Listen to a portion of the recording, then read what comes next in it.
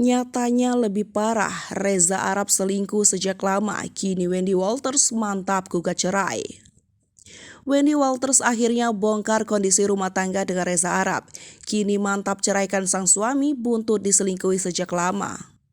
Wendy Walters akhirnya buka suara terkait kondisi rumah tangganya dengan Reza Arab. Ya, beberapa waktu belakangan ini pernikahannya terus jadi sorotan publik. Hal itu lantaran beredar isu jika Reza Arab telah berselingkuh dan kabar tersebut kini dibenarkan oleh Wendy. Wendy mengatakan bahwa saat ini dirinya telah mengurus gugatan cerainya pada Reza Arab.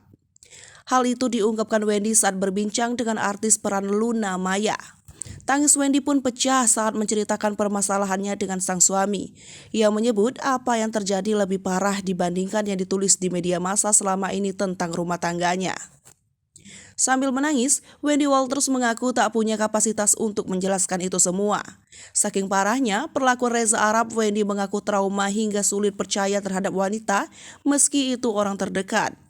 Wendy Walters merasa selama ini ia hanya jadi badut saja, tanpa tahu apa-apa dan seperti baru tahunya belakangan ini setelah sudah menikah.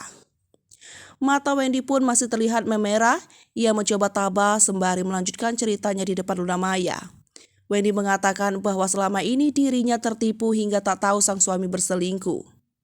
Wendy Walters sesalkan dirinya kenapa perselingkuhan itu tidak ia ketahui. Ia pun menganggap perselingkuhan itu sangatlah rapi, bahkan orang-orang sekitar Reza Arab turut membantu.